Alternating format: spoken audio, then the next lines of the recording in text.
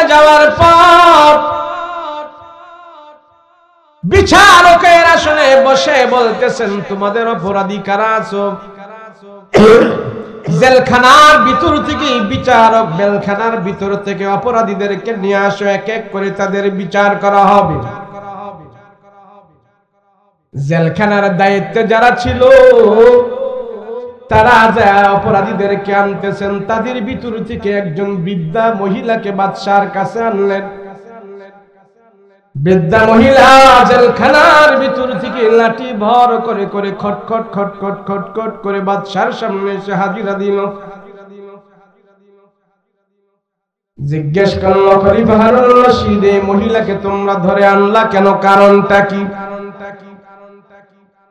ও খলিফা হারুনুর রশিদ, বাদশা জনাব, আমাদের এলাকার ভিতরে মহিলাটা হলেন সবচেয়ে বড় এখন ঘৃণিত মহিলা। তারে দেখে সবাই এখন ঘৃণা করতেছে, নাক ছিটকাইতেছে। বলে, কি অপরাধে তারে তোমরা জেলখানার ভিতরে ঢুকাইলা? অপরাধরা কি? বললে, মহিলা গত কয়েকদিন আগে রুটির দোকান থেকে রুটি চুরি করেছে, রুটির দোকান থেকে রুটি নিয়ে আসছে, টাকা দেয় নাই, চুরি করে নিয়ে আসছে, ধরা পড়েছে। এক হইল মহিলা মানুষ, আরেক হলেন বৃদ্ধ মানুষ।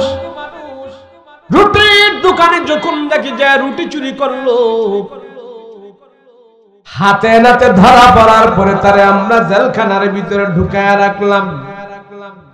মহিলা মানুষ যদি চুরির ভিতরে ধরা পড়ে, পুরুষ সবার কাছে সে একজন ঘৃণিত মহিলা হয়ে যায়, সমাজে মহিলা ঘৃণিত মহিলা হয়ে যায়। ও জনাব, এই মহল্লার ভিতরে এখন এই বৃদ্ধ মহিলাটার জন্য আমরা সবাই লজ্জিত, তার বিচার আগে করা হোক।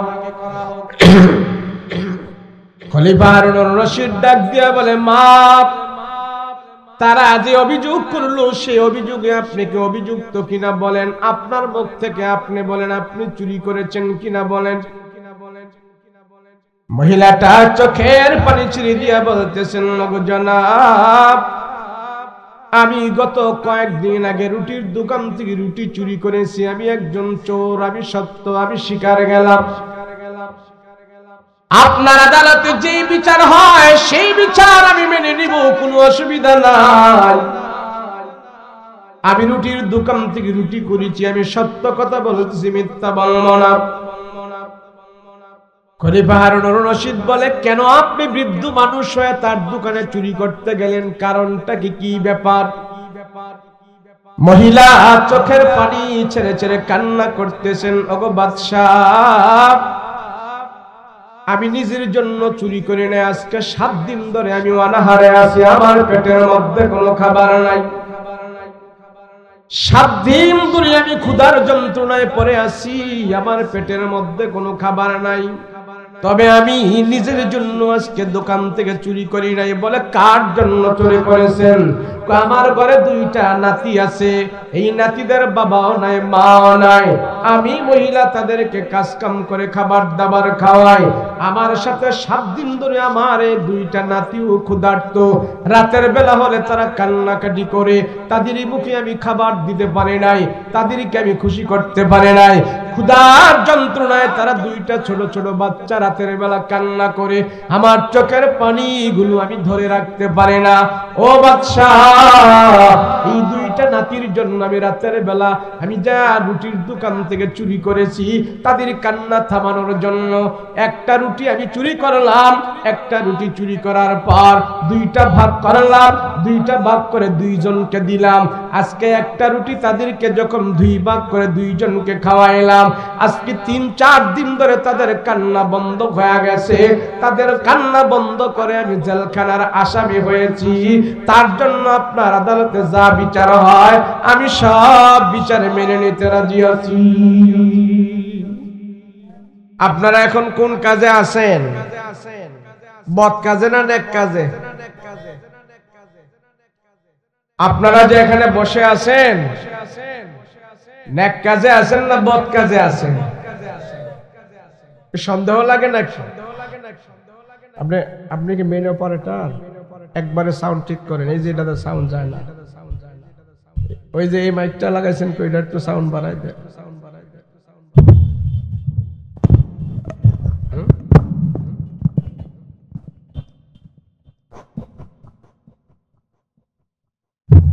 আমার কানে যেন একটু সাউন্ড পাই। হ্যাঁ,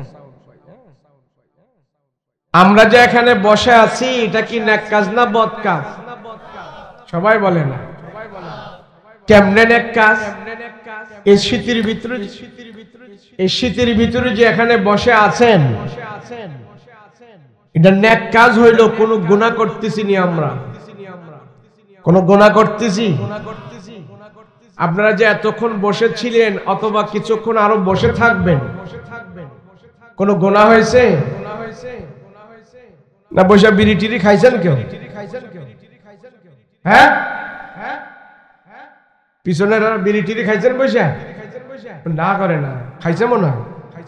আরে বাহিরে খাইছেন, এখানে বসে তো খান নাই। অতএব এখানে সমস্ত গুনাহের কাজ থেকে আমরা বঞ্চিত। কথা বলেন ঠিক কিনা? যারা টাকা টোকা ব্যয় করে, শ্রম দিয়ে, বুদ্ধি দিয়ে, পরামর্শ দিয়ে, যেভাবে সহযোগিতা করে এই মাহফিলটাকে আঞ্জাম দিল, এই মাহফিলটাকে আঞ্জাম দিয়ে এতগুলো মানুষকে এখানে আজকে 1, 2, 3 ঘন্টা বসিয়ে রাখলেন, বসার একটা পরিবেশ দিলেন। এই পরিবেশ দেওয়ার কারণে আমরা সবাই আজকে আমাদের 50, 60, 70 বছরের হায়াত থেকে এই মাহফিলকে কেন্দ্র করে 2-3 ঘন্টা আমরা এখানে গুনাহমুক্ত সময় ব্যয় করতেছি। কথা বলেন ঠিক কিনা? আর এতগুলো মানুষকে যারা গুনাহমুক্ত একটা সময় উপহার দিয়েছে, এই সময়ে তারা সবচেয়ে বড় নেকের কাজ করেছে। কথা বলেন ঠিক কিনা? সবাই আমরা এখন গুনাহ থেকে মুক্ত। কথা বলেন ঠিক কিনা? যতক্ষণ বসে থাকবেন আপনার 50, 60, 70 বছরের হায়াত থেকে আজকের এই মাহফিলের 1-2 ঘন্টা আল্লাহর দরবারে গুনাহমুক্ত হয়ে পৌঁছে যাবে। কথা বলেন ঠিক কিনা? এইভাবে গুনাহ থেকে মানুষকে মুক্ত রাখার জন্য, দুনিয়ার নাফরমানি থেকে মুক্ত রাখার জন্য আল্লাহ পাক এই জমিনে লক্ষাধিক নবী প্রেরণ করেছিলেন। কথা বলেন ঠিক কিনা? কয় লক্ষ? 1,24,000 পয়গম্বর, 1,24,000 পয়গম্বর আল্লাহ পাক এই পৃথিবীতে প্রেরণ করেছেন। নবীদেরকে প্রেরণ করার উদ্দেশ্যই হইল মানুষ যেন জাহান্নাম থেকে বাঁচে, মানুষ যেন আল্লাহর নাফরমানি না করে, মানুষ যেন মানুষের অধিকার রক্ষা করে, মানুষ যেন মানুষের প্রতি রহম করে, মানুষ যেন গরিবের প্রতি জালেম না হয়, মানুষ যেন মানুষত্ব বুঝে, মানুষ যেন ঈমান আর আমল নিয়ে কবরে যেতে পারে। সেই জন্য লক্ষ নবী আল্লাহ দুনিয়াতে প্রেরণ করেছেন। কথা বলেন ঠিক কিনা? আজকে নবী নাই, সে নবী না থাকার ফলে নবীদের কাজগুলো নবীদের ওয়ারিসরা এই জমিনে করতেছে। কথা বলেন ঠিক কিনা? আমরা এসে আপনাদেরকে বয়ান করতেছি। আজকে যদি নবী থাকতো তাহলে নবী এসে আপনাদেরকে বুঝাইতেন, যদি ওমর থাকতো ওমর এসে আপনাদেরকে বুঝাইতেন, সাহাবায়ে কেরাম থাকলে তারা এসে আপনাদেরকে বুঝাইতেন। যারা মানতো তারা ঈমান নিয়ে কবরে যেত, আর যারা মানতো না তারা জাহান্নামী হয়ে কবরে যেত। কথা বলেন ঠিক কিনা? আমরা ঈমান আর আমল নিয়ে কবরে যেতে চাই। কি বলেন? ঈমান আর আমল। এই যে একটু এদিক ফিরলে আওয়াজ যায়, এটা কথা হইলো আমি কি এদিকে হেগদিক সামো না? আমি কি এদিকে সামো না? এটা সুন্দর দেন, আওয়াজ দেন। কি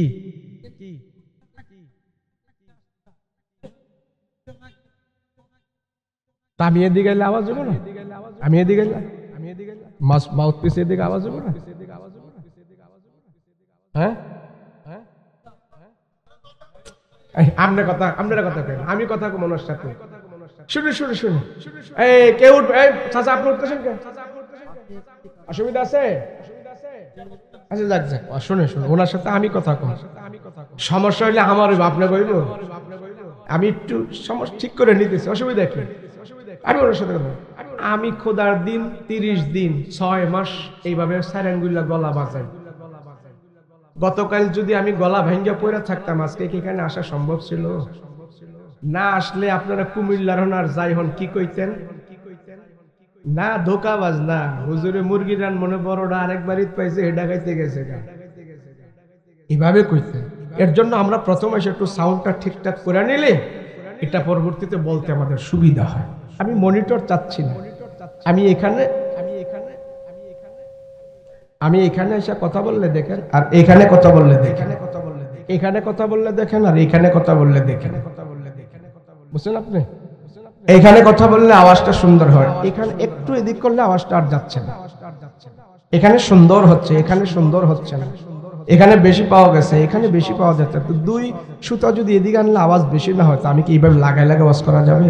যদি আপনি না পারেন বলেন, আমি কষ্ট হইলে আমি লাগাই লাগাই ওয়াজ করব। কথা আছে কোনো?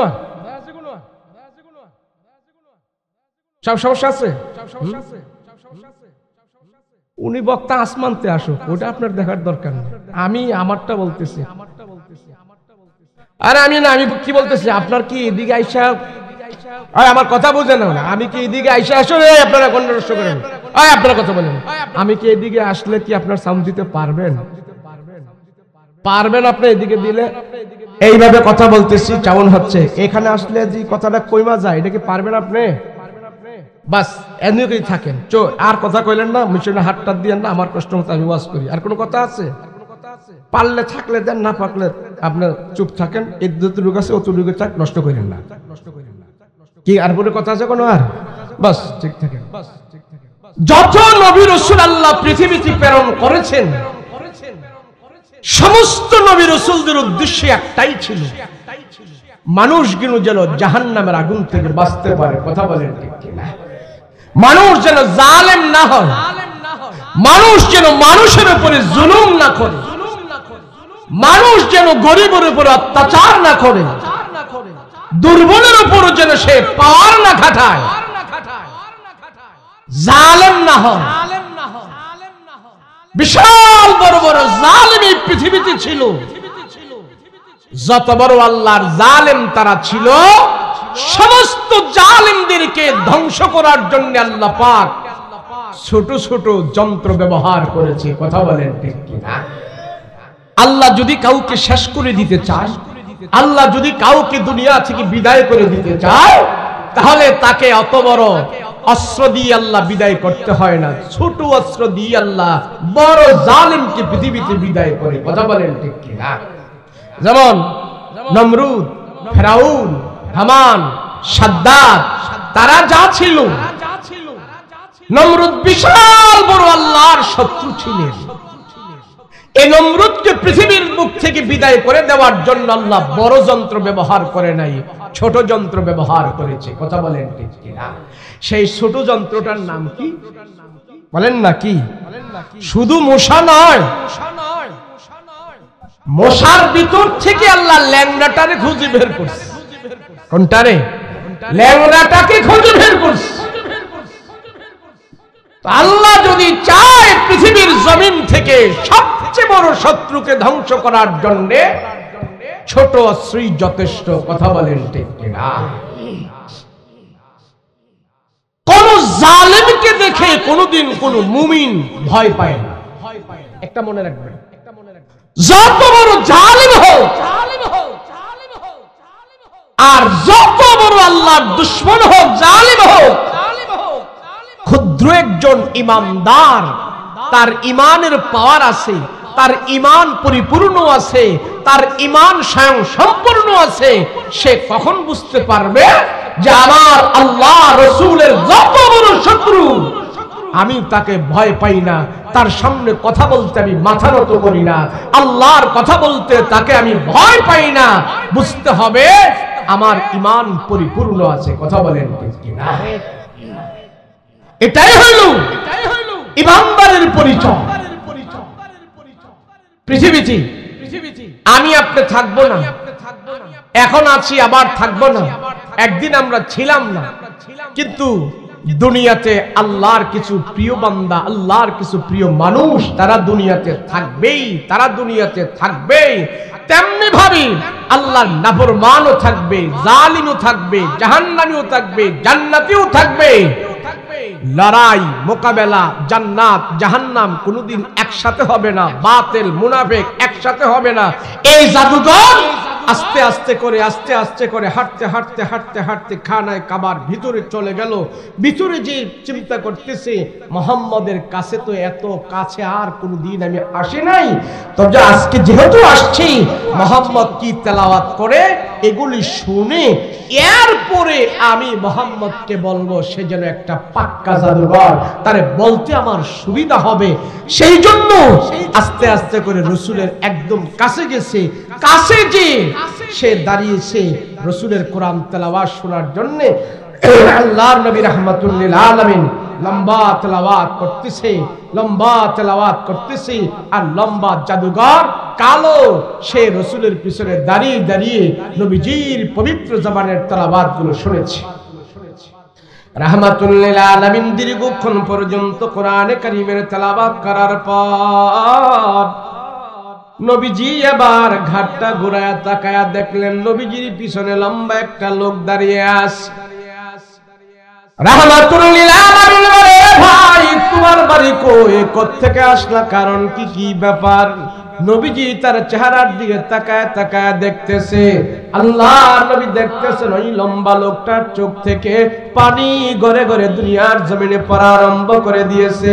আল্লাহর নবী বলে, ভাই তোমার বাড়ি কই, তোমার পরিচয় কই, কেন এখানে কান্না করতেছো, কারণটা কি ব্যাপার বলো, কেন এখানে কান্না করতেছো, কারণটা কি? তোমাকে কেউ কোনো কষ্ট দিয়েছে কিনা, আমার কোন সাহাবী তোমাকে কোনো কষ্ট দিয়েছে কিনা, আবু বকর তোমাকে কোনো কষ্ট দিয়েছে কিনা বলো, ওমর তোমাকে কোনো কটু বাক্যে কথা বলছে কিনা বলো। ওই জাদুঘর ডাক দিয়া কয়, না মুহাম্মদ, না না, আমাকে কেউ কষ্ট দেয় নাই, আমি কারো কথায় কোনো কষ্ট পাই নাই, কেউ আমাকে আঘাত করে নাই। রাহমাতুল লিল আলামিন বলে, ভাই তাহলে এখানে কেন কান্না করো, কারণ কি ব্যাপার বলো। রাহমাতুল লিল আলামিন এই কথা বলার পর জাদুঘর ডাক দিয়া বলতেছে, ও মুহাম্মদ তুমি আমাকে চিনো নাই, কোনদিন আমাকে দেখো নাই, আমি দেখলাম, আমি আজকে তোমার কত কাছাকাছি আসছি, তোমার জামানের পবিত্র তেলাওয়াত গুলো শুনেছি, পবিত্র তেলাওয়াত গুলো শুনে শুনে আমি সিদ্ধান্ত নিয়েছি আমার দিলের ভিতরে যত কুফরি মন্ত্র আছে, আমার দিলের ভিতরে যত জাদুর মন্ত্র আছে, সব মন্ত্রগুলো ধুয়ে মুছে পরিষ্কার করিয়া এই মুহূর্তে আমার দিলের ভিতরে হেদায়েতের বাতি আল্লাহ জ্বালায়া দিয়েছে। আল্লাহু আকবার। কোরআনের বিরোধিতা করতে গেছে, বিরোধিতা করতে গিয়ে সেই সবচেয়ে বড় জাদুঘর রাসূলের হাতে হাত রেখে কালিমা পড়ে সে মুসলমান হয়ে গিয়েছেন। সুবহানাল্লাহ। এই পৃথিবীর নিয়ম হইল কোরআনের বিরোধিতা যারা যত বেশি করবে আল্লাহ তাদের ভিতর থেকে কাউকে না কাউকে এমন ভাবে কবুল করবে তাকে দিয়ে ইসলামের এবং কোরআনের কাজ করাইবেন। কথা বলেন ঠিক কিনা? হযরত ওমর রাসূলের কল্লা আনতে গেছে, নিয়ত করে গেছে মুহাম্মদের কল্লা নিয়ে আইব। বলে এর চেয়ে বড় শত্রু কি আর হতে পারে? এই কথা বলেন না কে? এর চেয়ে বড় শত্রু আর হতে পারে না। কিন্তু কল্লা আনতে যাওয়ার পর রাস্তায় শুনতে পাইল তার বোন ইসলাম গ্রহণ করেছে। এখন পথের মধ্যে সেই লোকটা বলতেছে, কই যাও? তরবারি দিয়ে মুহাম্মদের কল্লা নিয়ে আসবো, টুকরা করে ফেলবো, 2 টুকরা করে ফেলবো মুহাম্মদকে। বলে মুহাম্মদের কাছে যাওয়ার আগে তোমার ঘরে যাও, তোমার যে বোন আছে না ওই বোন আর ভগ্নিপতি ওরা দুইজনে ইসলাম গ্রহণ করে ফেলেছে। হযরত ওমর রাস্তা ঘুরাইলো, মেজাজটারে পরিবর্তন করে ফেললো। আর বলো কি,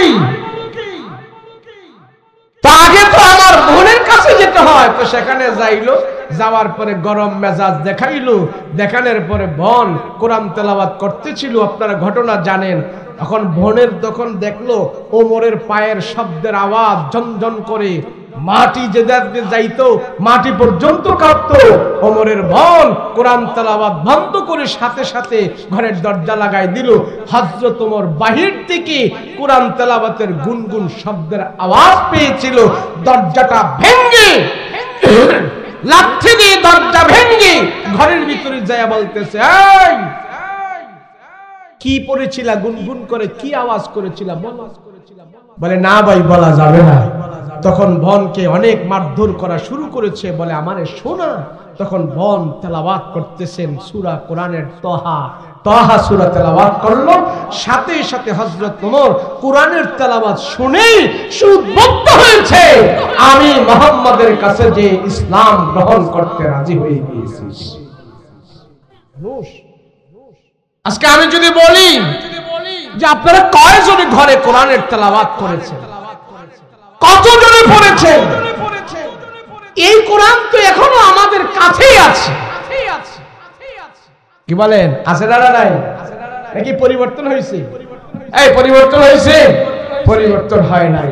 শুধু মানুষ আজকে কোরআন থেকে দূরে থাকার কারণে, কোরআন না বুঝার কারণে, কোরআনের তেলাওয়াত ঘরে না করার কারণে আজকে মানুষের দিলের ভিতরে তো অশান্তি, মুমিনের ভিতরে তো অশান্তি, ইমানদারের ভিতরে তো অশান্তি, নামাজের ভিতরে তো অশান্তি। কেন নামাজে অশান্তি হয়? কেন শুধু নামাজটুকুনই পড়েছি, বাকি কাজ সিগারেট, বিড়ি, শাস্ত্রলে টিভি দেখা, নাচানাচি, গান বাদ্য দিয়া আমাদের 24টা ঘন্টা আমরা পরিপূর্ণ করেছি। কথা বলেন ঠিক কিনা? এখন শাস্ত্রলে গেলে তো দেখা যায় বাবারে বাবা, অনেক মানুষ সেখানে গপ্প গুজারি করতেছে। আর আমাকে গরিবের জন্য তো এখন শাস্ত্রগুলো সংসদ ভবন হয়ে গেছে। গরিবের জন্য শাস্ত্র ভবনগুলো এখন সংসদ ভবন। শাস্ত্রলে গেলে দেখা যায় এমন এমন কথা, এমন এমন কিচ্ছা কাহিনী, গপ্প গুজারি এমন ভাবে চলছে যে চলাফেরা, যে স্পিকার, সংসদের স্পিকারও শাস্ত্রলে পাওয়া যায়। বুড়া বুড়া যারা আছে, লম্বা দাড়ি যাদের আছে, এরাও এখন 4-5 ঘন্টা শাস্ত্রলে কাটায়। কথা বলেন ঠিক কিনা? এক বুড়ারে পাইছি রাত্রে 2টা বাজে। আয় মুরব্বী, চাচা এই যে বসে রয়েছেন এত রাত্রে এখানে শাস্ত্রলে, আপনি তো মসজিদে থাকার কথা, এখানে বসে আছেন কেন? আমার এক ভাতিজা, মসজিদে খুব ভয় লাগে, একা একা কেমনে যায়? শাস্ত্রলে মানুষ টানুষ আছে তো এখানে বসে একটু সময়টা কাটাই। আপনি কি ঘরে ঘুমাইতে পারেন না? ঘুমে ধরে না ভাতিজা, ঘুমে ধরে না, কেমনে ঘুমাবো?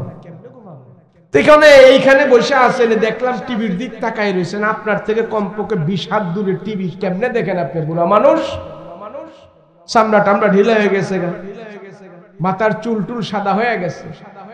এত 20 যে দূরে, 20 হাত দূরে মনে হয় আর টিভিটা, এত দূর থেকে আপনি কেমনে দেখেন?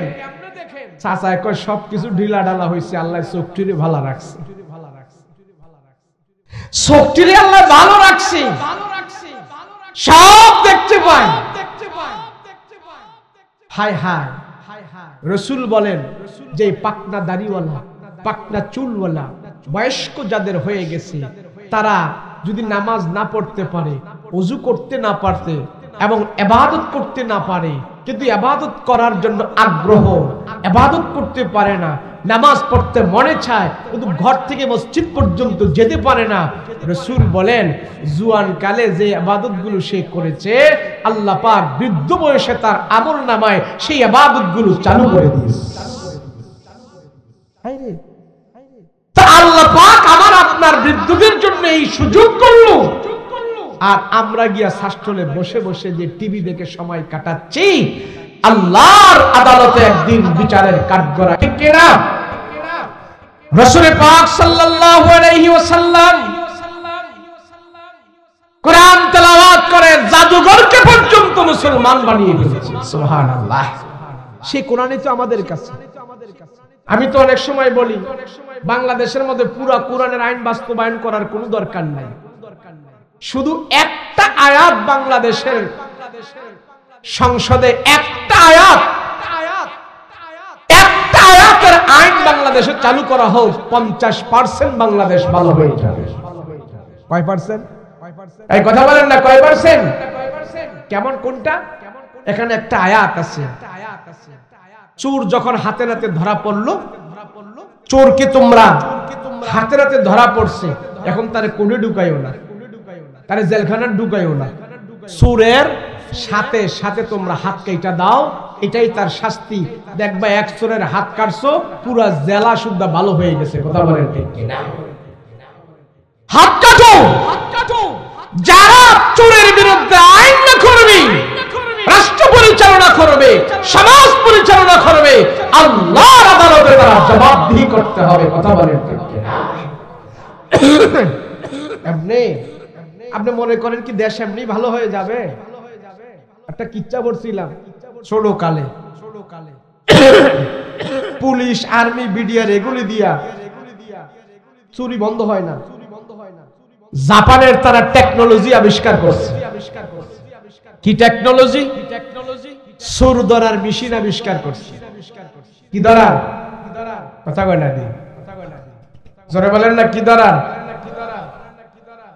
আওয়াজ না করলে ওয়াজ করতে মনে চায় না। আপনারা অনেকজনে মাফলার টাফলার ইয়াটিয়া লাগায় রাখছেন, কি জানি কয় না, মাস্ক লাগায় রাখছে অনেকজন। এইখানে আমি দেখতেছি, মানে বিরক্ত ভাব নিয়ে মনে বসে রয়েছেন এখানে, তাই না? হ্যাঁ, বিরক্ত ভাব। আচ্ছা, আপনারা যে বসে আছেন, সোয়াব হইতেছে? কোনো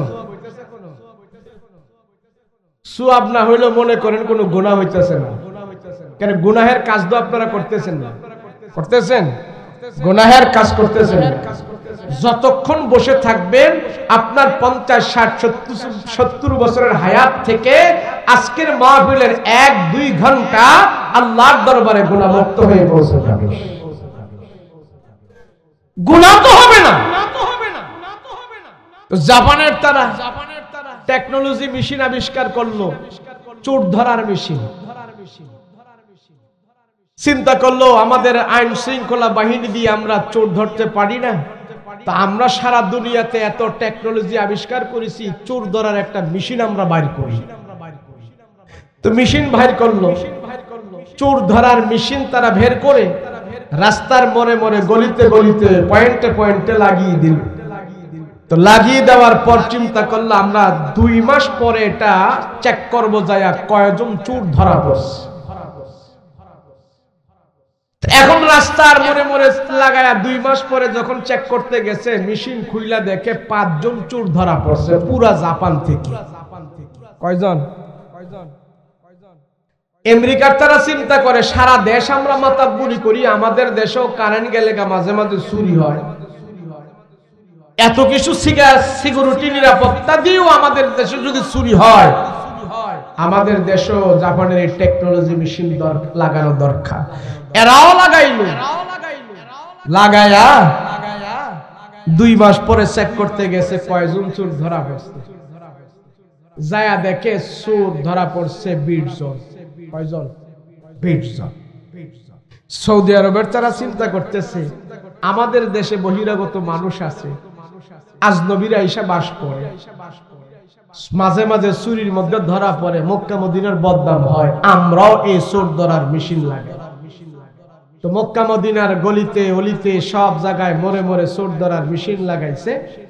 2 মাস পরে যায় মেশিন চেক করছে, যায় চোর ধরা পড়ছে 50 জন। কয়জন? পাকিস্তানের তারা চিন্তা করে আমগো দেশেও তো চোর টুর বেশি, আমরা ভাইকারা বাংলাদেশের পরে আমগো স্থান, সারা বিশ্বে আমরাও চোর। তারাও এই টেকনোলজি মেশিন লাগায়া 2 মাস পরে চেক করতে গেছে, যায়া দেখে চোর ধরা পড়ছে 100। কয়শো? 100।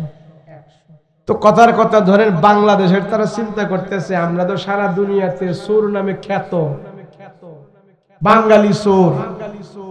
এখন বাংলাদেশের উদ্বোধন করতে ওরা চোর ধরার মেশিন লাগাইছে। গুলিস্তান, মতিঝিল, পল্টন মোড়ে মোড়ে যখন মেশিন লাগাইছে, লাগায়া 2 মাস পরে চোর ধরার মেশিন চেক করতে গেছে উর্ধ্বতন কর্মকর্তারা। এখন চোর ধরার মেশিন চেক করতে যায়া দেখবো কয়জন চোর ধরা পড়ছে। এরা যখন মেশিনের কাছে গেছে চোর ধরতো, চোর চেক করতে যায়া দেখে চোর ধরা পড়বো দূরের কথা, চোরের মেশিনটাই চুরি হইয়া গেছে। এটার নাম হইল দিস ইজ বাংলাদেশ। এই দেশ কি আপনি র‍্যাব দিয়া, পুলিশ দিয়া, বিডিআর দিয়া, আর্মি দিয়া আপনি কি এই দেশ ভালো করতে পারবেন? কথা বলেন, পারবেন? সেজন্য আমরা 53 বছর দেখেছি সুরে দেশে বেশি জন্মাইছে, যে মুরগি চুরি করে জেলে গেছে, জেলতে আইসে গরু চুরি করে, যে জেলে গেছে গরু চুরি কইরা আইসা এখন সে মার্ডার করে, যে মার্ডার কইরা দেশে জেলে গেছে সেও সুইটা আইসা এখন লাখ লাখ লাখ লাখ টাকার বস্তা লইয়া বাংলাদেশ থেকে ফালাইয়াই গেছে। কথা কোন ঠিক কিনা? এই দেশ ভালো হওয়ার জন্য আমরা হুজুররা বলি কোরআন থেকে শুধু একটা আইন করেন, বেশি করার দরকার নাই। কথা বলেন ঠিক কিনা? শুনেন, বাদশাহ হারুনুর রশিদের নাম আপনারা শুনছেন?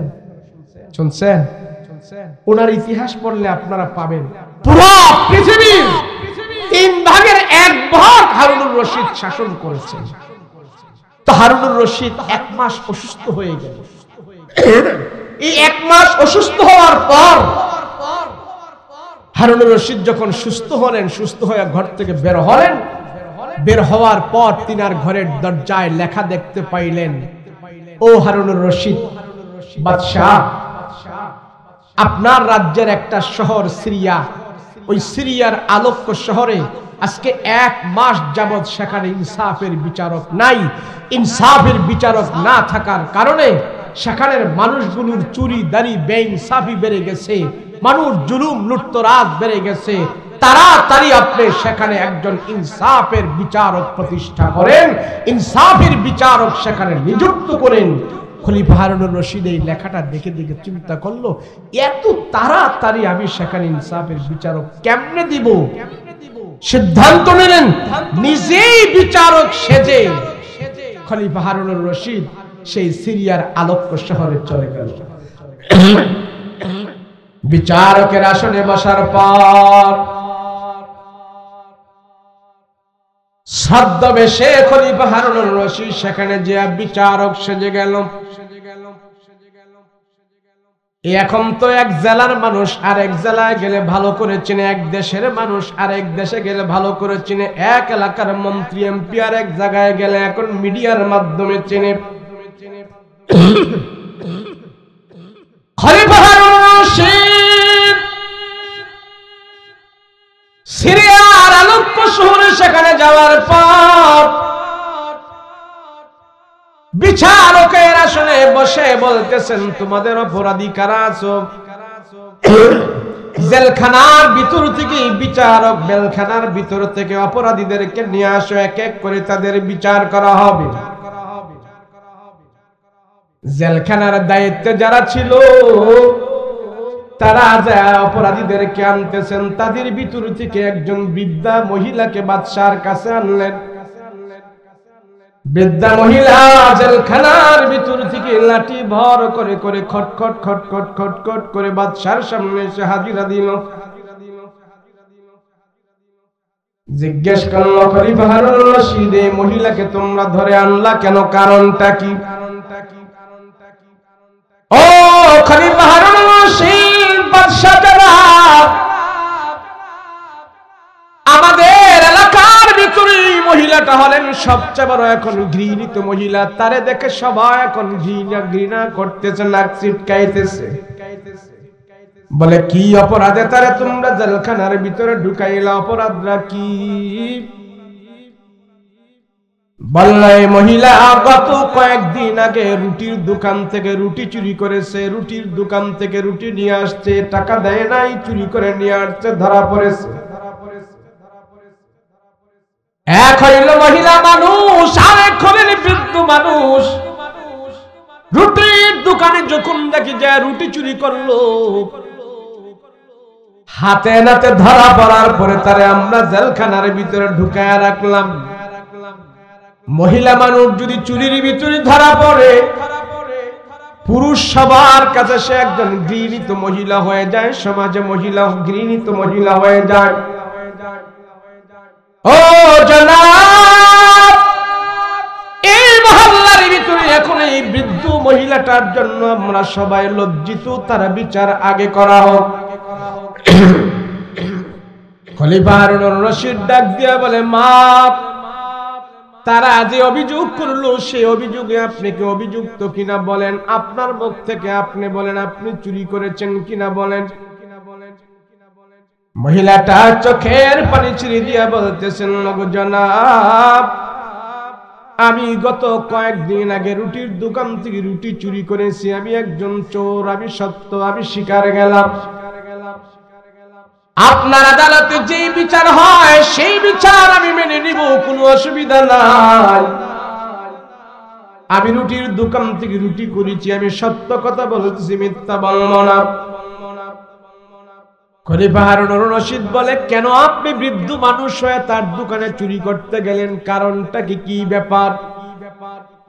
মহিলা চোখের পানি ছেড়ে ছেড়ে কান্না করতেছেন, ওগো বাদশাহ, আমি নিজের জন্য চুরি করি না, আজকে 7 দিন ধরে আমি অনাহারে আছি, আমার পেটের মধ্যে কোনো খাবার নাই। 7 দিন ধরে আমি ক্ষুধার যন্ত্রণায় পড়ে আছি, আমার পেটের মধ্যে কোনো খাবার নাই। তবে আমি নিজের জন্য আজকে দোকান থেকে চুরি করি নাই। বলে, কার জন্য চুরি করেছেন? আমার ঘরে 2টা নাতি আছে, এই নাতিদের বাবাও নাই, মাও নাই। আমি মহিলা তাদেরকে কাজ কাম করে খাবার দাবার খাওয়াই। আমার সাথে 7 দিন ধরে আমার এই 2টা নাতিও ক্ষুধার্ত। রাতের বেলা হলে তারা কান্নাকাটি করে, তাদের মুখে আমি খাবার দিতে পারি নাই, তাদেরকে আমি খুশি করতে পারি নাই। ক্ষুধার যন্ত্রণায় তারা 2টা ছোট ছোট বাচ্চা রাতের বেলা কান্না করে, আমার চোখের পানিগুলো আমি ধরে রাখতে পারি না। ও বাদশাহ, এই 2টা নাতির জন্য আমি রাতের বেলা আমি যা রুটির দোকান থেকে চুরি করেছি, তাদের কান্না থামানোর জন্য একটা রুটি আমি চুরি করলাম। একটা রুটি চুরি করার পর 2টা ভাগ করলাম, 2টা ভাগ করে 2 জনকে দিলাম। আজকে একটা রুটি তাদেরকে যখন 2 ভাগ করে 2 জনকে খাওয়াইলাম, আজকে 3-4 দিন ধরে তাদের কান্না বন্ধ হয়ে গেছে। তাদের কান্না বন্ধ করে আমি জেলখানার আসামি হয়েছি। তার জন্য আপনার আদালতে যা বিচার হয় আমি সব বিচারে মেনে নিতে রাজি আছি।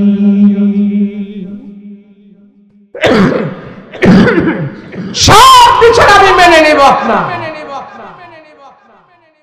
খলিফা হারুনুর রশিদ এমন বড় একজন বাদশা, প্রতিদিন 5 ওয়াক্ত নামাজ পড়ার পর 200 রাকাত করে উনি নফল নামাজ পড়তেন। সুবহানাল্লাহ। আর এখন যারা ওয়ার্ড মেম্বার হয়, একজন চেয়ারম্যান হয়, নামাজে যায় না, মসজিদে যায় না, এমনকি শুক্রবারেও যায় না। কথা কোন ঠিক কিনা? মেম্বাররা জিগাইলাম, মসজিদে আহেন কম, কারণ কি? নির্বাচনে ফাঁস হওয়ার আগে তো মসজিদে বেশি আসতেন, এখন ফাঁস হইয়া তো মসজিদে আহেন না, কারণ কি? কয়, এখন জনগণের দায়িত্ব বহুত কাঁধে আসছে, মানুষের দায়িত্ব পালন করতে করতে মসজিদে আসার এখন সময় পাই না। কথা কোন ঠিক কিনা? খলিফা হারুনুর রশিদ পৃথিবীর 3 ভাগের 1 ভাগ পরিচালনা করো। 5 ওয়াক্ত নামাজ তো পড়ছি, দৈনন্দিন 200 রাকাত নফল নামাজ আদায় করছি। হারুনুর রশিদ চোখের পানি ছেড়ে দিয়ে কান্না করে আর বলে, ওগো মালিক, আমার রাজ্যের ভিতরে 3 জন মানুষ ক্ষুধার্ত, কিন্তু আমার রাজ্যে কোনো খাদ্যের অভাব নাই, গুদামের অভাব নাই। কিন্তু এত খাদ্য থাকার পরেও 3 জন মানুষ আজকে 7 দিন ধরে ক্ষুধার্ত আছে, তাদের ক্ষুধা নিবারণ আমি করতে পারি নাই, তাদের ঘরের ভিতরে আমার খাদ্য পৌঁছাইতে পারে নাই। আল্লাহ, হাসরের ময়দানে তো তুমি আমার বিচার করবা, এর জন্য তুমি আমাকে লজ্জা দিবা। খলিফা হারুনুর রশিদ ডাক দিয়া বলে, এ জেলখানার দায়িত্বে তোমরা যারা আছো, মহিলাটাকে নিয়ে আজকে আবার জেলখানার ভিতরে ঢুকায়া দাও।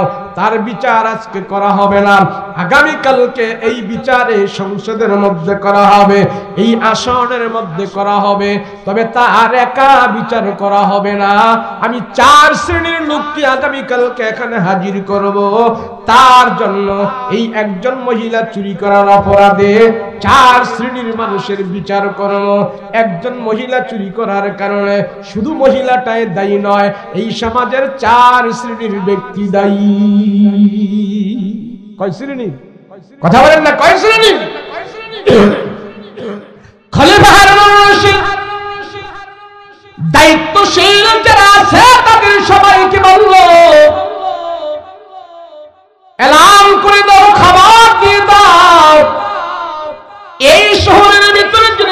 যুবতী আগামীকালকে সকালবেলা বলবা তুমি আমার দরবারে যেন সে উপস্থিত থাকে, তারে খবর দিয়া দাও।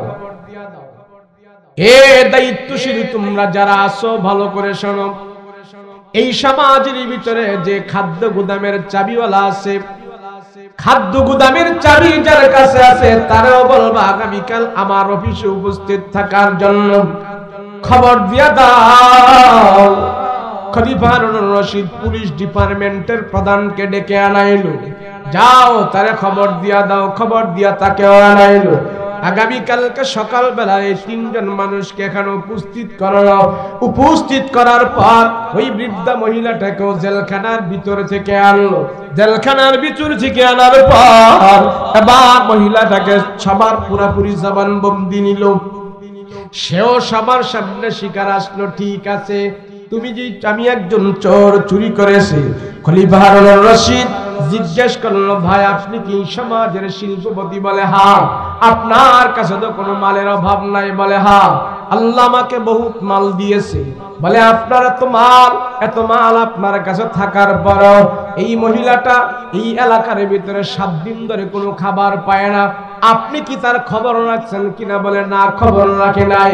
খলিফা হারুনুর রশিদ পুলিশ ডিপার্টমেন্টের প্রধানকে জিজ্ঞেস করে, বলে ও ভাই, আইন শৃঙ্খলা বাহিনী দিয়ে আপনি তার খবর রাখছেন কিনা? তার ঘরের ভিতরে খাদ্য পৌঁছেছে কিনা? কয় না, আমি তো অত খবর রাখি নাই। বলে আপনিও আজকে অপরাধী, আপনার বিচার হবে। খাদ্য গুদামের চাবি যার কাছে ছিল তারাও ডাকায়া বলল, তুমি কেন খাদ্য ভান্ডার থেকে তার বাড়িতে খাদ্য পৌঁছায় নাই? আমি এত গুরুত্ব দেই নাই।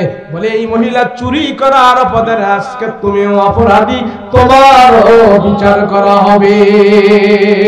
বসো, সবাই বসায় বলতেছে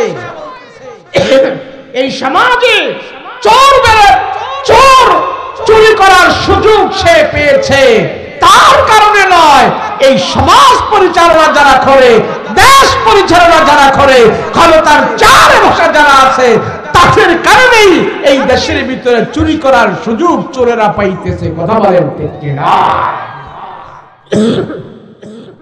খলিফা হারুনুর রশিদ বলেন, আমি এখন একজন বিচারক,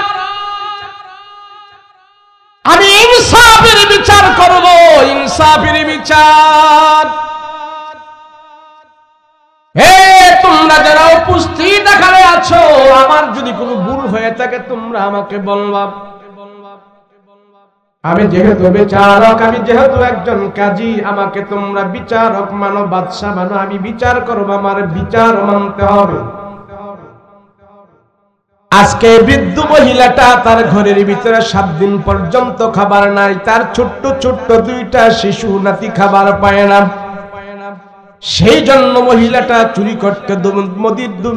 চুরি করতে যায়, সে দোকানের মধ্যে ধরা খাইল। চুরি করার অপরাধে এই মহিলার উপরে আজকে 20 দিরহাম জরিমানা হলো, 50 দিরহাম জরিমানা হলো। এই খাদ্য গুদামের চাবিওয়ালা, তুমি দায়িত্ব অবহেলা করেছো, তোমার উপর 50 দিরহাম জরিমানা করা হলো। এ পুলিশ প্রধান, তোমার জন্য 50 দিরহাম জরিমানা করা হলো। আর আমি যেহেতু এই সমাজের, এই দেশের বাদশা, আমিও যখন নাকি আইন শৃঙ্খলা বাহিনী সব জায়গায় খবর রাখতে পারি নাই, আমার উপরও 50 দিরহাম জরিমানা করা হলো।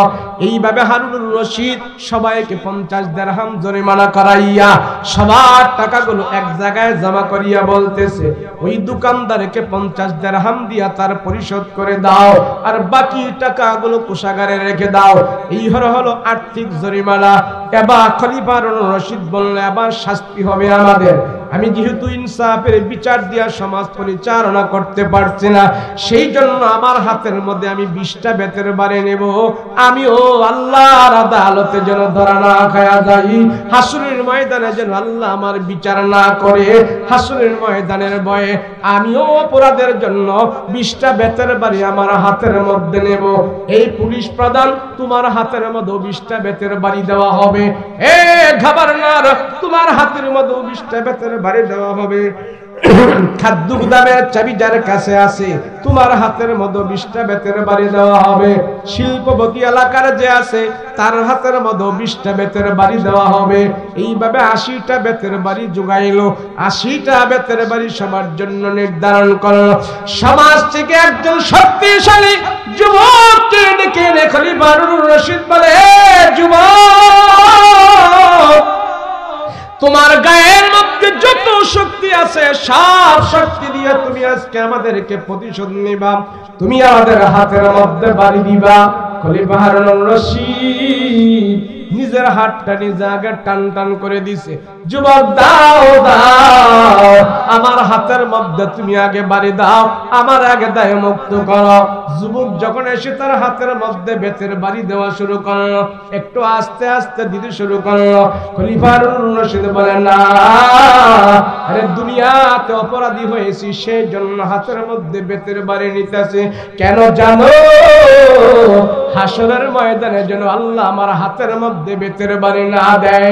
এই বেইনসাফির কারণে, খোঁজখবর না রাখার কারণে, রাষ্ট্রের মানুষগুলো খাবার না পাওয়ার কারণে বেতের বাড়ি 20টা কেন 20,000 নিল, তো এখানে আমার অসুবিধা নাই।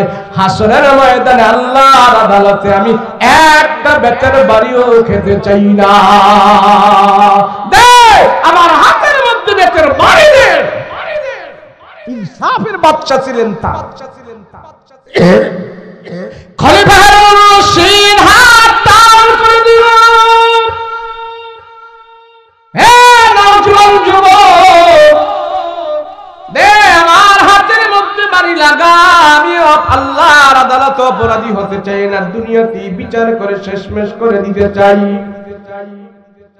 এবার হারুনুর রশিদ হাত টান করে দিয়েছে। যুবক যখন এক এক করে 20টা বেতের বাড়ি দিয়েছে, হাত থেকে রক্ত টপ টপ করে পড়তেছে।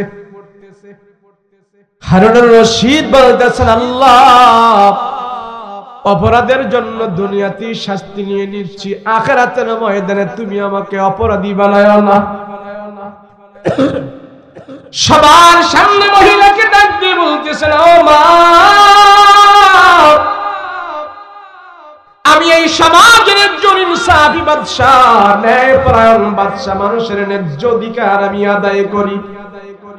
মাগো, তোমার খবর আমি রাখতে পারি নাই, তোমার কাছে আমার রাষ্ট্রের পক্ষ থেকে খাবার পৌঁছায় নাই, সেই জন্য আজকে 7 দিন ধরে আপনি অনাহারে আছেন। আপনার পেটের ক্ষুধা যন্ত্রণা, আপনি রুটির দোকান থেকে চুরি করতে চেয়েছেন।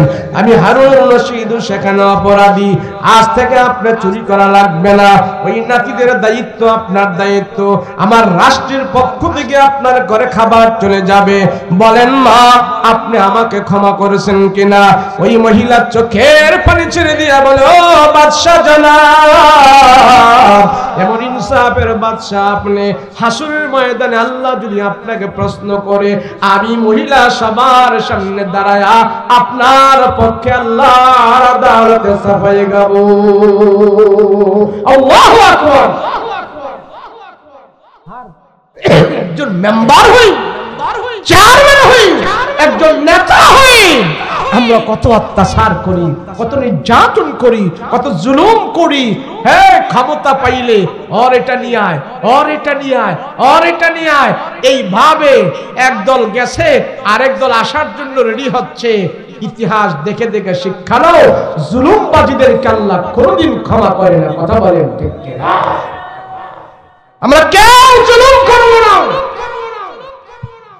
সবাই আমরা রাসূলুল্লাহর আদর্শ সৈনিক হয়ে চলতে চাই। রাজি আছেন ইনশাআল্লাহ?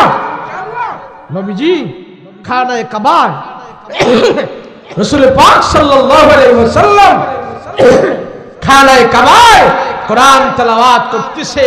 আবু জাহেল, উকবা, শাইবারা মনে আসেনি? আবু জাহেল, উকবা, শাইবারা।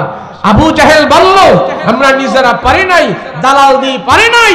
শেষ আমার ইচ্ছা হলো, তোমরা যদি আমাকে নেতা মানো, আমার আবু জাহেলকে যদি তোমরা লিডার মানো, তাহলে আজকে আমি তোমাদের প্রতি উদাত্ত আহ্বান জানাচ্ছি, তোমরা আমাকে যদি নেতা মানো, আমার কথা আজকে শুনবে। বলে কি? বলে আমার শেষ ইচ্ছা হলো মুহাম্মদকে দুনিয়ার জমিন থেকে আমি বিদায় করে দিতে চাই। আর আজকে রাতের অন্ধকারে অতর্কিত হামলা করে মুহাম্মদের বাড়িতে হামলা করব। এই হামলায় মুহাম্মদ দুনিয়া থেকে বিদায় হয়ে যাবে। মুহাম্মদের মৃত লাশ আমি আবু জাহেল দুনিয়া থেকে বেঁচে থাকতেই দেখতে চাই। তোমরা কি বলো? নাউজুবিল্লাহ বলেন না। আবু জাহেল অনেকবার ষড়যন্ত্র করছে আমার রাসূলকে মারার জন্য, প্রত্যেকবারই ব্যর্থ হয়েছে। সববার আল্লাহ আমার রাসূলকে বিজয় দান করেছেন। সুবহানাল্লাহ। আবু জাহেল কি রাসূলের ছোট শত্রু ছিল না বড় শত্রু ছিল? এই বড় শত্রুকে দুনিয়া থেকে বিদায় করে দেওয়ার জন্য আল্লাহ ছোট ছোট দুইটা যন্ত্র ব্যবহার করেছিলেন। কথা বলেন ঠিক কিনা? সেই ছোট ছোট দুইটা যন্ত্র হইল আওয়াজ আর মাওয়াজ, দুই ভাই। কথা বলেন ঠিক কিনা? দুইটা শিশু বাচ্চাদের আবু জাহেলকে দুনিয়ার জমিন থেকে আল্লাহ বিদায় করে দিয়েছেন। সুবহানাল্লাহ। আবু জাহেল বলল, দুনিয়ার জমিনে আমি জীবিত থাকতেই মুহাম্মদের মৃত লাশ আমি দেখতে চাই। তোমরা কি বলো? তবে আবু জাহেলের উপরে তো আর সবাই কথা বলতে পারে না। আবু জাহেল একটা পারফেক্ট নেতা ছিলেন। শিক্ষায়, দীক্ষায়, ডাক, হাট, ডাক, বংশ, মর্যাদা, ইজ্জত, কোন দিক দিয়ে আবু জাহেলকে আল্লাহ কম দিছিল না, সব দিক থেকে বেশি দিয়েছে। সব দিক থেকে বেশি দিয়েছে। রাসূল পাক সাল্লাল্লাহু আলাইহি ওয়াসাল্লাম নবীজি হযরত আলী রাদিয়াল্লাহু আনহুর সাথে ঘরে বসে বসে দ্বীনের ব্যাপারে পরামর্শ করতেছে। আর এমন মুহূর্তে রাতের বেলা সব আত্মীয় স্বজন, রক্তের মানুষ, গোষ্ঠীর মানুষ, ভাই বেরাদার যারা অনিসলামিক ছিল সবাই রাসূলুল্লাহর ঘরের চতুর্পার্শ্বে এসে তীর বর্ষা বল্লম নিয়ে সবাই রাসূলের বাড়ি ঘেরাও দিয়েছে। শেষ দোয়া করবো, এখনই দোয়া করবো, বসেন। রাসূলের বাড়ি তারা ঘেরাও দিয়েছে। তো ঘেরাও দেওয়ার পর তো রাসূলকে আল্লাহ পাক কোরআনের আয়াত নাযিল করে জানাই দিলেন, নবী গো, ঘরের বাহিরের অবস্থা তো আপনি জানেন না কি অবস্থা। আমি আল্লাহ আপনারও খবর রাখি, আপনার শত্রুদেরও খবর রাখি। নবীজি ঘরের বাহিরে যে দেখেন, দরজা খুলে দেখেন ঘরের বাহিরের অবস্থা ভালো না। তো নবীজি ঘরের দরজা খুললো, খুলে দেখে হায় হায় সর্বনাশ, আমার রক্তের মানুষ, আমার গোষ্ঠীর মানুষ, আমার বংশের মানুষ, আমার বন্ধু বান্ধব, আরে আমার ভাই ব্রাদার যারা আছে সবাই অস্ত্র শস্ত্র নিয়ে আমার ঘরের চতুর্পার্শ্বে দাঁড়িয়ে আছে। ও আল্লাহ, তাদের অবস্থা থেকে বুঝতে পেরেছি তারা আমাকে মেরে ফেলবে। তো রাসূল আল্লাহর কাছে বলতেছে, আল্লাহ আমি এখন করবটা। তো নবীজি এই কথা বলার পর আল্লাহ বলেন, যত যা করার যত ব্যবস্থা আমি আল্লাহ স্বয়ং নিজে নিয়েছি। নবীজি আপনার কিছু করা লাগবে না। আবু জাহেল উকবা সাইবাদেরকে শায়েস্তা করার জন্য আমি আল্লাহ নিজেই যথেষ্ট হয়ে গেছি। তখন আল্লাহ রাসূল বলে, আল্লাহ আমি এখন আর কি করব? বলে আপনি একটু হরকত করবেন, নাড়াচাড়া করবেন। কই কি নাড়াচাড়া? বলে এক্ষুনি আপনি মক্কার জমিন ছেড়ে মদিনার দিকে রওনা হন। মদিনার দিকে আপনি রওনা হন, মানে হিজরত করা শুরু করেন। তখন নবীজি একটু বিচলিত হলেন, আল্লাহ এক্ষুনি আমি চলে যেতে হবে মক্কা থেকে? বলে হ্যাঁ। তো রাসূল আবু বকরের বাড়িতে যেয়ে আবু বকরকে নিয়ে সাথে নিয়ে মক্কা থেকে মদিনার দিকে রওনা করলেন। আর খানায় কাবার দিকে তাকায় তাকায় রাসূল একটু কষ্ট পাইতেছেন। আল্লাহ, এই খানায় কাবা ছাড়া আমি মদিনায় কেমনে থাকবো? মক্কা থেকে মদিনা 450 কিলোমিটার দূরে, সেই খানায় কাবা ছাড়া আমি মদিনায় কেমনে থাকবো? আল্লাহ, খানায় কাবার সামনে আমি দাঁড়িয়ে দাঁড়িয়ে 1 রাকাত নামাজ পড়লে আপনি আমাকে 1,00,000 রাকাতের সওয়াব দেন। খানায় কাবার সামনে বসে বসে আমি কোরআন তেলাওয়াত করি, আমার ঘরে খাবার নাই, আমার ঘরের চুলায় 2 দিন 3 দিন পর্যন্ত আগুন জ্বলে না। কোরআনে কারীম নিয়ে আমি যখন নাকি খানায় কাবার সামনে বসে বসে তেলাওয়াত করি, এই তেলাওয়াতের বরকতে আর খানায় কাবার বরকতে আল্লাহ আমার 2 দিন 3 দিনের পেটের ক্ষুধা পর্যন্ত দূর হয়ে যায়। আল্লাহ, আমি কেমনে মদিনায় থাকবো? আল্লাহ পাক রব্বুল আলামিন বলেন আপনি যান ও রাহমাতুল লিল আলামিন, আমি আল্লাহ আপনাকে মক্কা থেকে একবারে নিয়ে যাচ্ছি না গো, আপনাকে একবারে নিয়ে যাচ্ছি না। কিছুদিন পরে মক্কা বিজয়ের মাধ্যমে আমি আল্লাহ আপনাকে আবার মদিনায় প্রেরণ, মদিনা থেকে মক্কায় প্রেরণ করব। আবু জাহেল উকবা সাইবা তারা বুঝতে পারবে নবী ছাড়া মক্কার মধ্যে কোনো দাম নাই, মক্কার কোনো দাম নাই, নবী ছাড়া মক্কার মানুষেরও দাম নাই, নবী ছাড়া মক্কার জমিনেরও কোনো দাম নাই। ওই আবু জাহেল উকবা সাইবা সবাইকে আমি শায়েস্ত করার জন্য কিছুদিনের জন্য আপনাকে ঘর থেকে আমি বের করতেছি। রাসূল আপনি তাড়াতাড়ি মদিনার দিকে পাড়ি জমান। নবীজি হাঁটতে হাঁটতে যখন মদিনায় গেলেন 4 দিন সময় লেগেছিল নবীজি মক্কা থেকে মদিনায় যাওয়ার জন্য। মদিনায় পা রাখার পর মদিনার কিছু সংখ্যক যুবকেরা এসে রাহমাতুল লিল আলামিনকে ধরলেন, ইয়া রাসূলুল্লাহ, নবী গো আমরা আজকে 4 দিন ধরে আপনার জন্য এখানে দাঁড়িয়ে আছি, 4 দিন ধরে আপনার জন্য আমরা এখানে দাঁড়িয়ে আছি। রাসূল গো আপনি আমাদের জন্য কত মেহেরবানি, কত মেহেরবান, কত রহমত, কত বরকত, সেই জন্য আপনাকে দেখার জন্য আমরা 4 দিন ধরে দাঁড়িয়ে আছি। এক যুবক এসে আমার রাসূলকে দুধের পেয়ালা দিলেন, আরেক যুবক এসে গাছের তাজা খেজুর দিলেন, আরেক যুবক এসে আমার রাসূলকে গোশত ভুনা করা দিলেন। এইভাবে দিদি তারা যখন নাকি রাসূলকে আঞ্জা দিয়ে ধরে মহব্বত করলেন, নবীজি ডাক দেয়া বলে, যুবক তোমরা আমাকে বরণ করে নিয়েছো, আর মক্কার যুবকেরা তারা আমাকে ঘর থেকে বের করে দিয়েছে, আল্লাহ অবশ্যই তোমাদের উপরে রহম দান করবে। নবীজি মদিনায় পা রেখে মদিনার মানুষের জন্য দোয়া করলেন, আল্লাহ মদিনার মানুষের মালে বরকত দাও, মদিনার মানুষের বাগানে বরকত দাও, মদিনার মানুষের জমিনে বরকত দাও, মদিনার মানুষের হায়াতে বরকত দাও।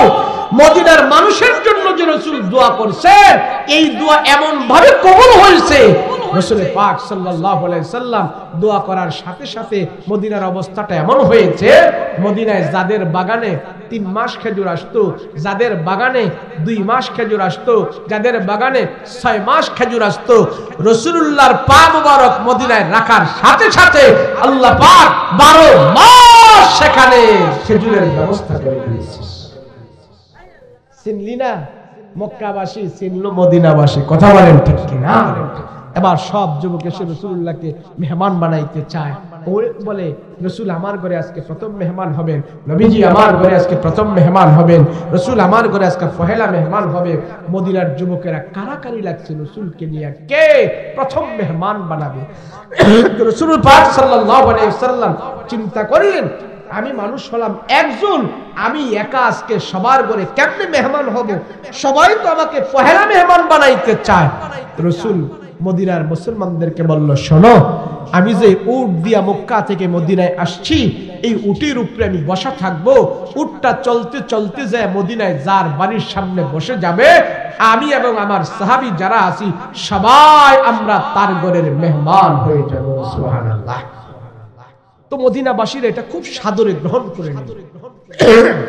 ঠিক আছে, তো নবীজি উটের উপরে উঠলেন, সাহাবায়ে কেরাম দুপাশে, হযরত আবু বকর, ওমর তারা দুজন দুই পাশে, আর সাহাবীরা পিছনে।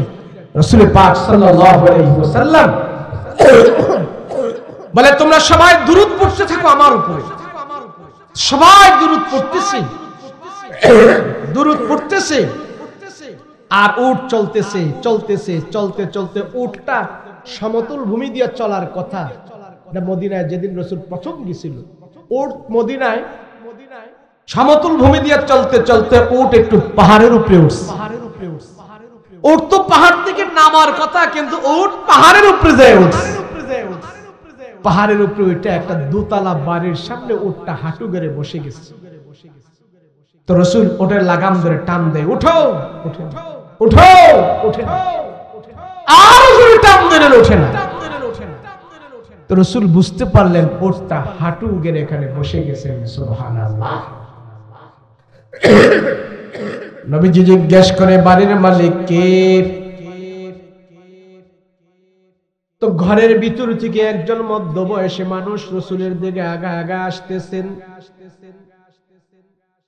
নবীজি দেখতে পাইলেন আদা কাঁচা আদা পাকনা চুলওয়ালা একটা মানুষ রাসূলের দিকে আগা আগা আসতেছেন।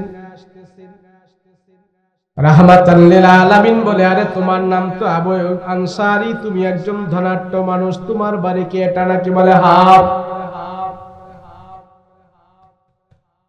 বলে আবু আইয়ুব, আমার সাহাবী এবং আমাকে আল্লাহ পাক তোমার বাড়ির মেহমান বানিয়ে দিয়েছে, বলো তুমি এখনো খুশি না বেজার? বিনা দাওয়াতে আমি রাসূল তোমার বাড়ির মেহমান হয়ে গেছে, তুমি খুশি না বেজার? আবু আইয়ুব আনসারী ডাক দিয়ে বলে, ইয়া রাসূলুল্লাহ, ইয়া হাবিবাল্লাহ, রহমতের নবী, রাসূল গো, আপনি আমার বাড়ির মেহমান হয়েছেন, আমি আপনার প্রতি এমন খুশি, এটা কেমনে ভাষায় প্রকাশ করব? ইয়া রাসূলুল্লাহ, ইয়া হাবিবাল্লাহ, রাহমাতুল লিল আলামিন, বিনা দাওয়াতে আপনি আমার বাড়ির মেহমান হয়ে গেছেন, আমি খুশি কেমনে প্রকাশ করব? তবে নবীজি, এই মুহূর্তে যদি তামাম পৃথিবীটা কেউ বিক্রি করে আমাকে দিয়ে দেয়, আমি এত খুশি হব না যেই পরিমাণ আমার রাসূল পেয়ে আমি খুশি হয়ে গেছি। আমার রাসূল আমার ঘরের মেহমান হওয়ার পর যেই পরিমাণ আমি খুশি হয়ে গেছি, তামাম পৃথিবী যদি কেউ আমাকে দিয়া দেয়, আমি অত খুশি হব না। রাসূল, আপনি আমার বাড়ির মেহমান। আল্লাহর নবী বলে, আবু আইয়ুব, মক্কা ছেড়ে সমস্ত কাফির মুশরিকদের অত্যাচার নির্যাতন সহ্য করতে না পেরে আবু জাহেল, উকবা, সাইবা তারা সবাই অত্যাচার করে আমার সাহাবীদেরকে বের করে দিয়েছে, আমিও চলে আসছি। পাথু খাবার দাবার তাদের যা ছিল সব শেষ হয়ে গেছে। আজকে তাদের পেটে খাবার নাই, আমার পেটেও খাবার নাই। এ আবু আইয়ুব, মুসলমান ভাইদের জন্য তুমি খাবার দাবারের ব্যবস্থা করো। নবীজি কথা বলার সাথে সাথে আবু আইয়ুব আনসারী উট বকরি জবাই করে দিলেন। আবু আইয়ুব আনসারী উট বকরি জবাই করে পাকশাক করা আরম্ভ করে দিলেন। এই পাকশাকের ধোঁয়া উঠতেছে, আগুন জ্বলতেছে, ধাও ধাও করে ধোঁয়া উঠতেছে। হান্ডি পাতিলে গরম পানি, রুটি পাক হচ্ছে, গোস্ত পাক হচ্ছে, আর সবার মুখে শুধু আনন্দ উল্লাস। নবীজিকে পেয়ে তারা অনেক আনন্দ পাইতেছে, জীবনের সব দুঃখ তারা ভুলে গেছে। সব দুঃখ ভুলে যাইয়া রাহমাতুল লিল আলামিনের জন্য তারা আনন্দ করতেছে, মেহমানদারি করতেছে। তখনকার জমানায় ইহুদিদের বড় একজন আলেম ছিল, সে যায়া খবর পাইল, তার কাছে খবর দিল বিশ্বনবী মক্কা থেকে মদিনায় চলে আসছে, তারে দেখার জন্য আমরা যাব। ওই ইহুদি আলেম রাসূলকে দেখার জন্য চলে আসছে। চলে আইসা বলতেছে, ও মুহাম্মদ, তুমি আমার সাথে একটু দেখা করো, রাসূল কোথায় আছে তার সাথে আমি দেখা করব। এক পর্যায়ে ওই ইহুদিদের বড় আলেম আমার রাসূলুল্লাহর সাথে দেখা করতে যায় দাঁড়ায় রইলেন। নবীজির চেহারার দিকে তাকায়, পেটের দিকে তাকায়, পায়ের দিকে তাকায়, তাকায় তাকায় শুধু কিছু বলে না। এক পর্যায়ে ইহুদি আলেম রাসূলুল্লাহর চেহারার দিকে তাকায় রয়েছে, ডাইনে বামে সামনে পিছনে কোথাও তাকায় না, শুধু নবীজির চেহারার দিকে তাকায় আছে। আল্লাহু আকবার। ইহুদিদের সবচেয়ে বড় আলেম, তিনটা কিতাবের সে আলেম ছিলেন। ইহুদিদের আলেম, তার নাম হাদিসে আসছে আব্দুল্লাহ ইবনে সালাম। তাওরাত কিতাবটা সে পুরোটা মুখস্থ করেছিল। যার দিলের ভিতরে তাওরাত কিতাব পুরোটা মুখস্থ আছে, তার নাম হলো আব্দুল্লাহ ইবনে সালাম। রাসূলের চেহারার দিকে তাকায় রইল। নবী কয়, তুমি ডাইনে বামে কোথাও তাকাও না, শুধু আমার চেহারার দিকে তাকায় রইলা, কারণটা কি?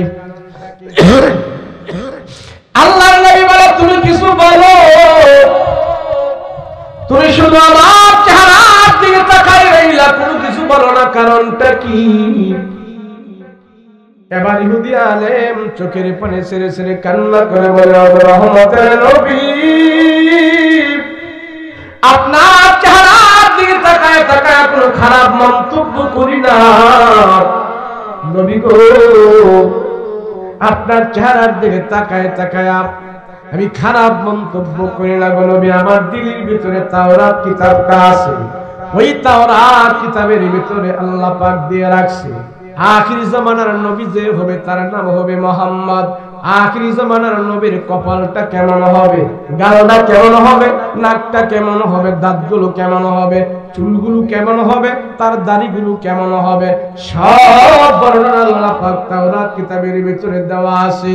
ওই নবীকে আজকে আমি সামনে পেয়েছি, আপনার চেহারার দিকে তাকাইয়া আর আমার মুখস্থ করা তাওরাত কিতাবের দিকে তাকায়া যুক্তির কষ্টি পাথর দিয়া রাসূলকে আমি যাচাই করে করে দেখলাম তাওরাত কিতাবের ভিতরে আমি যা যা পড়েছি আপনার চেহারার ভিতরে রাসূলকে আমি বাস্তবে সব পেয়ে গেছি। ইয়া রাসূলুল্লাহ, আমার আর কোনো সন্দেহ নাই রাসূল আপনি যে সত্য পয়গম্বর। তো রাসূল বলে আমি যে সত্য পয়গম্বর, তুমি যে এটা পেয়েছো তো ইসলাম গ্রহণ করো না, ইসলাম গ্রহণ করে ফেলো। এখন সে বলে ইয়া রাসূলুল্লাহ আমার দলবল সব নিয়ে আমি ইসলাম গ্রহণ করব। রাসূল পাক সাল্লাল্লাহু আলাইহি ওয়াসাল্লাম বলল ঠিক আছে। তখন সে সব দলবল ভক্তবৃন্দ সবাইকে নিয়ে আইসা বলতেছে শোন, আমি যেহেতু তাওরাত কিতাবের হাফেজ, আমি যেহেতু সত্য রাসূল পাইছি, আমি মুসলমান হয়ে যাব, তোমরা কি মুসলমান হবে কিনা? তো তাদের ভিতর থেকে কেউ কেউ তার সাথে কলমা পড়ে মুসলমান হয়ে গিয়েছে। এবার সে বলল রাসূল এই এক্ষুনি দোয়া করো, বসুন। রাসূল মুসলমান তো আমরা হয়েই গেলাম, এখন নবীজি আমি তো এখনো ইহুদিদের বস্তিতে আছি, ইহুদিদের গ্রামে আছি, আমাকে আপনি একটু রুখসত দেন, সুযোগ দেন। বলে কি? আমি ইহুদি থাকতে উটের গোশত খাইতাম, দুধ খাইতাম না, দুধ খাইতাম গোশত খাইতাম না, এখন মুসলমান হয়েও ইহুদি ধর্মের সেই জিনিসটা আমি বহাল রাখতে চাই। হ্যাঁ ভালো করে বুঝেন, বহাল রাখতে চাই, বহাল রাখতে চাই না। ইসলাম এমন এক ধর্ম, এই ধর্মের ভিতরে ঢুকলে পুরোপুরি ভাবে ঢুকতে হবে, অর্ধেক অর্ধেক ঢুকার কোনো সুযোগ নাই। কথা বলেন ঠিক কিনা?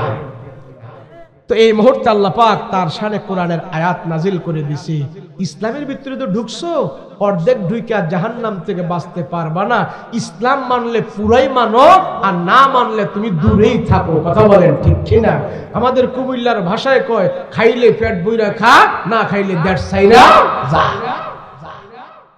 খাইলে পুরা খা, নাই খাইলে ভাই হও।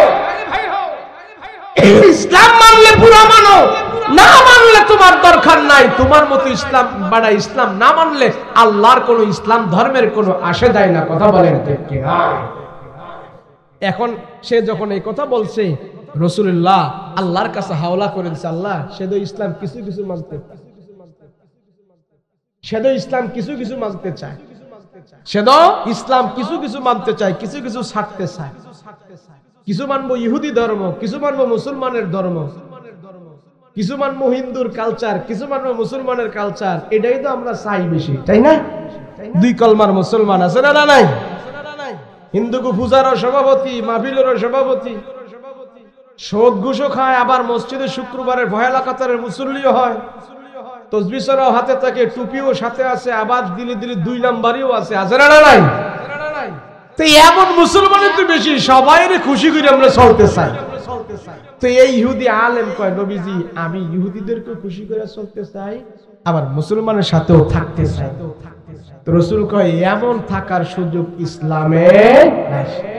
তো আল্লাহ কোরআনের আয়াত নাযিল করে জানাই দিবেন, ইয়া আইয়ুহাল্লাযীনা আমানু উদখুলু ফিস-সিলমি কাফা। আল্লাহ বলে হে ঈমানদারেরা, তোমরা যদি ইসলামের ভিতরে ঢুকতে চাও, ও মানুষ তোমরা যদি ইসলামের ভিতরে ঢুকতে চাও, পুরোপুরি ভাবে ইসলাম মানো। রাষ্ট্রীয় জীবনে, পারিবারিক জীবনে, সাংসারিক জীবনে, ব্যবসায়ী জীবনে, অর্থনৈতিক জীবনে, চাকরি জীবনে, সব জীবনে তোমার দিলের ভিতরে ইসলাম ফিট করাও, তোমার ফ্যামিলিতে ইসলাম ফিট করাইতে হবে। আর সব জায়গায় ইসলাম ফিট করার নামই হলো মর্দে মুজাহিদ এবং পরিপূর্ণ মুমিন। কথা বলেন ঠিক কিনা? আল্লাহ আমাদেরকে তৌফিক দান করেন, বলেন আমিন। আল্লাহ আমাদেরকে সমস্ত গুনাহ থেকে মুক্ত করেন, বলেন আল্লাহুম্মা আমিন। এই মাহফিল যারা দিয়েছেন, মাহফিল যারা দিয়েছেন, কি ডাক? হ্যাঁ বলো তো, নাম ইসলাম আমি কি করতাম? এত বড় পড়া তো মুসলিম মুসলমান হয়েছেন আপনি, এখন কি করবো? তাহলে আপনি ওদিকে যে দাঁড়ান, আপনাকে দিবেনি, যা পারে দিবেনি, আপনাকে সাহায্য করবেনি, সমস্যা নেই। একজন মুসলিম উনি সাহায্যের আবদার করছেন। হ্যাঁ, কি সমস্যা? হাড়ের সমস্যা। আপনারা যা যা পারেন, যতটুকু পারেন উনি গেডে থাকবে, যতটুকু পারেন ওনাকে সাহায্য করবেন, ঠিক আছে না? ইনশাআল্লাহ আল্লাহ আমাদেরকে সাহায্য করার তৌফিক দান করেন এবং সৎ কাজে সর্বদা যেন আমরা শরীক থাকতে পারি, সেই তৌফিক দান করেন, বলেন আল্লাহুম্মা আমিন। দোয়া করব আমরা। এই আজকের এই মাহফিল আমি যেভাবে পেলাম, এভাবে আমি কোনো মাহফিল পাই নাই, এই বছর হোক কোনো সময় এরকম পাই নাই। শীতের মধ্যে এভাবে খোলা রাখা আমরা বাবা ব্রয়লার মুরগির চাইতে আরো যত্ন থাকতে হয়। মানুষ তো ব্রয়লার মুরগি পালেন না আপনারা? হ্যাঁ, আজকে গরুর গোস্ত নিয়ে আসছে, কিন্তু মনটাই চাইছিল খাইছে, এরপরে এক টুকরা ধরি নাই। প্রতিদিন গরুর গোস্ত সামনে আছে, ভয়ে গরুর গোস্ত ধরি না, অথচ গোস্ত প্রতিদিন সামনে আসে, খাই না, বাইসা কিছু খাইতে হয়। আর এইভাবে খোলা রাখা 1 ঘন্টা এখানে বসে থাকলে আমার সাইর মাহফিলের কষ্ট হবে, এরপরও আমি এখানে কথা বলছি, আমার জানের দিক তাকাই, তাড়াতাড়ি করে আমি কথা শেষ করে ফেলেছি। এই শীতের মধ্যে খোলা রেখে কোনো বক্তা যদি বয়ান করে, আমি জানি না অন্যদের কি অবস্থা, আমার খুব সমস্যা হয়, খুব সেভ করে চলতে হয়। কেন এখন যদি অসুস্থ হয়ে যায়, আরো আমার রমজানের আগ পর্যন্ত প্রোগ্রাম করতে, অসুস্থ হয়ে গেলে, পড়ে গেলে আমি শেষ। কথা বলেন ঠিক না? বক্তাদের সুস্থতাটা হলো সবচেয়ে বড়। আমি গতকালও নারায়ণগঞ্জে এক ডাক্তার দেখাইছি, 800 টাকা ভিজিট দিই। উনি আমার বলছে আপনি রেস্টে থাকেন, রেস্টে থাকেন। আমি বললাম হুজুর এত আগে মাহফিল টাহফিল নিয়ে রাখছি, হ্যাঁ রেস্টে থাকলে তো মানুষ বকা জকা দিবে, কাই মেয়ে মইরা কি মাহফিল করবেন নি, আপনি একটু সেফ টেপ থাইকা শুরু করেন, এমনি এইভাবে এলোপাতারে দৌড়াইলেন না। তো যাই হোক, তারপরেও এত ঠান্ডার ভিতরে বসে কথা বলছি, আলহামদুলিল্লাহ। এই মাহফিল যেন আল্লাহ কবুল করে, বলেন আমিন। যারা টাকা দিয়ে, শ্রম দিয়ে, বুদ্ধি দিয়ে, পরামর্শ দিয়ে এভাবে সহযোগিতা করেছে, অবশ্যই এই সহযোগিতা আল্লাহ পাক দেখেছেন, কথা বলেন ঠিক কিনা? এটা আল্লাহকে খুশি করার জন্য যারা যেইভাবে এখানে শরীক হয়েছে, প্রত্যেকের এই শরীক হওয়াটা আল্লাহ পাক তাকে ওইভাবে নেকি এবং জাযা দান করে। বাংলাদেশে 600-র উপরে থানা আছে। 600? জোরে বলেন না, 600 থানার একটা করে যদি মাহফিল হয় আজ, তাহলে 600 মাহফিল। 600 মাহফিল, 600 মাহফিল। এই 600 মাহফিলের ভিতরে 100 করে লোক হইলে কয়শো লোক? 100 করে হইলে 600, প্রায় 60,000-এর উপরে। 60,000 100 করে ধরছে। তো এক থানায় তো একটা মাহফিল নেই, এক থানায় কতটা মাহফিল হচ্ছে? বাংলাদেশ থেকে প্রতিদিন শীতের সিজনে হাজার হাজার লক্ষ লক্ষ মানুষ এই মাহফিলের মাধ্যমে আল্লাহর দরবারে হাত উঠিয়ে দোয়া করে, কথা বলেন ঠিক কিনা? আমি তো মনে করি এত কিছুর ভিতরেও বাংলাদেশের মানুষ 80 টাকা কেজি আলু খায়াও তার মুখে যখন হাসি দেখতে পায়, আল্লাহ কোনো না কোনো ক্রমে আমার এই দেশের মানুষের উপরে রহম দান করে রাখছেন, কথা বলেন ঠিক কিনা? দ্রব্যাদির এত মূল্য, এত ঊর্ধ্বগতি, এত কিছু, এরপরও আল্লাহ যেমন হোক আমাদেরকে এভাবে যে রেখেছেন, কোনো না কোনো ক্রমে আল্লাহ পাক আমাদের উপরে রহম দান করছেন, কথা বলেন ঠিক কিনা? আজকে কত হাজার লোক, কত লক্ষ লোক এই রাতের বেলা হাত উঠে আল্লাহর দরবারে কান্না করবে, কথা বলেন ঠিক কিনা? কত লোক কান্না করবে, কত মুরব্বী, কত আলেম, কত নওজোয়ান, কত যুবকেরা হাত উঠে আল্লাহর দরবারে বলবেন রব্বির হামহুমা কামা রাব্বায়ানি সাগীরা রব্বানা আতিনা ফিদ দুনিয়া, আল্লাহর দরবারে দোয়া করবে। আল্লাহ অতগুলো মানুষের দোয়া কোন না কোন দিক দিয়ে এই বাংলার জমিনে আল্লাহ পাক সফলতা বয়ে দিবে। কথা বলেন ঠিক কিনা? তো তার ভিতর থেকে আমরাও আজকে এক মাহফিল, কথা বলেন ঠিক না, সবার সাথে আমরা সম্পৃক্ত আছি, সবার সাথে আমরা জড়িত আছি। আল্লাহ কোনো না কোনো ক্রমে আমাদেরকে মাহফিলকে ওসিলা করে, এই মাহফিলকে কেন্দ্র করে আমাদের হায়াতের জিন্দেগির সব গুনাহ খাতা যেন আল্লাহ মাফ করে দেয়। বলেন আল্লাহুম্মা আমিন। যারা টাকা দিল, শ্রম দিল, অর্থ দিল, সব কিছু দিয়েছে, আল্লাহ তাদের এই সব জানমাল যেন কবুল করে এবং অত্র এলাকায় যত মুরব্বীরা, যত মুর্দারেরা কবরের ভিতরে শুয়ে আছে, এই মাহফিলের হাদিয়া যেন তাদের কবরের ভিতরে নাজাতের বাণী হিসেবে আল্লাহ পৌঁছে দেয়। বলেন আল্লাহুম্মা আমিন। আমরা দোয়া করব এখন, কি বলেন? কি বলেন? কি বলেন? কি বলেন?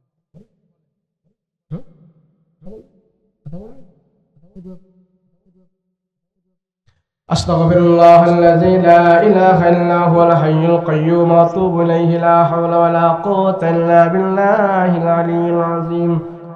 আল্লাহুম্মা সাল্লি আলা সাইয়্যিদিনা নাবিয়িনা শাফিয়িনা হাবিবানা মাওলানা মুহাম্মদ সাল্লাল্লাহু তাআলা আলাইহি ওয়া আলা আলিহি ওয়া সাহাবিহি আজমাইন। আল্লাহুম্মা আমিন।